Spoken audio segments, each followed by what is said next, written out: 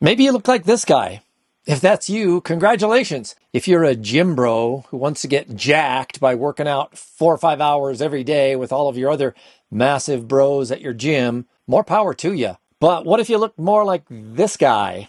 Or maybe you look just like me, a regular dude who feels like maybe low testosterone or low T might be a problem in your life. Maybe you're not exactly sure what low T even means. My wife and I were over at our good friends Dave and Susie's last Thursday. Dave pulled me aside as we were leaving and he said, I want to get together and talk about this testosterone thing. I really think I could use some of that energy you've been talking about. I actually woke up in the middle of the night that night thinking about what I might want to tell Dave about testosterone.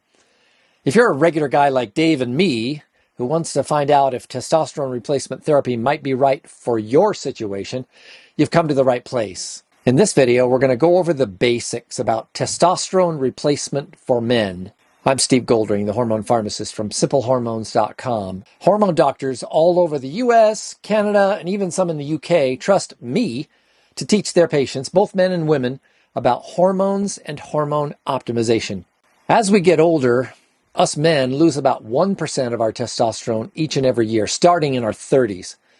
Doesn't take a math genius to figure out that losing 1% a year over 15 to 20 years means you'll have a lot less testosterone by the time you get to be my age, and I'm 60. I was feeling kind of out of shape.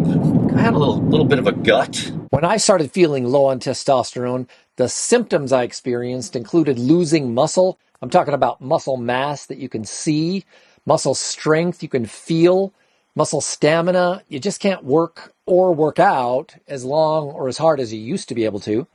Even if you are working out all the time, it doesn't really seem to have the benefits that working out once did. If you don't work out at all, muscle loss can be even worse. I also struggled with things like poor sleep, and because of poor sleep and other factors, I was feeling tired all the time. I felt a lack of energy and a lack of motivation, just kind of wanting to chill and watch TV and not do any more than the absolute minimum.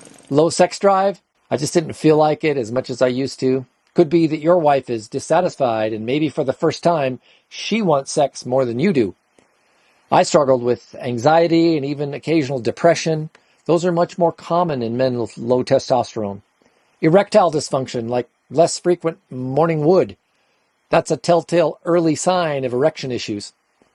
Just having one or more of those symptoms, though, isn't quite enough to get Dave's doctor to prescribe testosterone for him. Dave needs to get his blood testosterone level taken. Dave's doc will want to take a look at 2 different lab values. The first one's called total testosterone.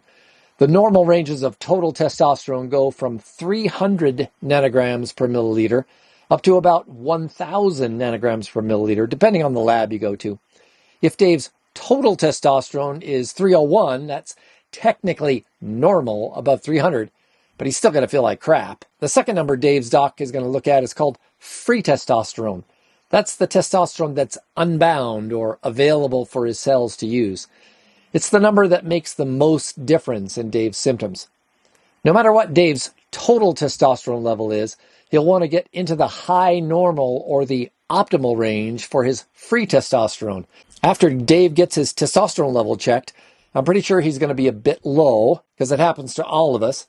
His doc's pretty likely to prescribe testosterone replacement therapy. TRT is going to be a prescription for testosterone, maybe in an FDA-approved patch like Androderm or a gel like Androgel. It could be testosterone injections, maybe about once or twice a week, often in the hip. It could be a compounded testosterone cream that's applied to the arm or the scrotum. I've done both of those. Dave's doc might recommend a testosterone pellet inserted under the skin of his arm or in his hip. That lasts about 5 or 6 months. Each dosage form has its pluses and minuses. I've been on compounded creams for a little over 5 years, and they work pretty well for me. I was on a Zoom call a couple weeks ago with a Canadian doctor, and she was trying to convince me that I ought to switch to testosterone pellets. They're just way easier. You don't have to think about them. You get the pellet inserted in the doctor's office and then leave it alone for 5 or 6 months. But they are a little bit more expensive than other dosage forms. The goal of testosterone replacement therapy is to get an optimal testosterone level.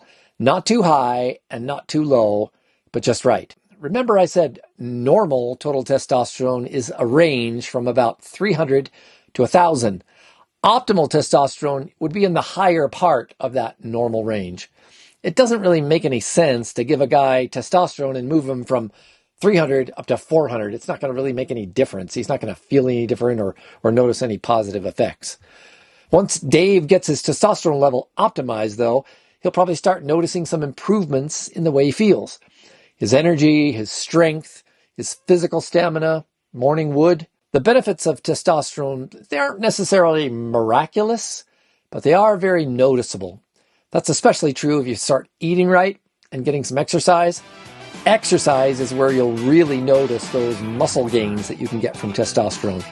Those jacked gym bros know exactly what testosterone does. It really does help build and maintain muscle, increase muscle strength and size and stamina. If Dave starts working out, he's definitely going to feel a lot better if he has optimal testosterone levels. Not only is Dave likely to start feeling better, he's also going to improve his odds against long-term health risks. Things like insulin resistance and type 2 diabetes, which I'm pretty sure are in his family history, those are a lot less likely if he has optimal testosterone levels. Men with higher testosterone levels are less likely to develop prostate cancer. Guys with low T who get prostate cancer tend to have worse cases. Testosterone increases red blood cells. That helps to reverse anemia, which makes men feel weak and tired. If Dave starts working out and keeps at it, his optimal testosterone will help him build strong muscle and bones. The loss of muscle, sarcopenia, and the loss of bone, or osteoporosis, are both huge problems in older men. Frailty, that's the wobbly old guy in his 80s who looks like he's about to fall over and has to use a walker or a cane. The best way to avoid that is to optimize your testosterone and build muscle. I've got another video that explains the scientifically proven ways to prevent sarcopenia and osteoporosis.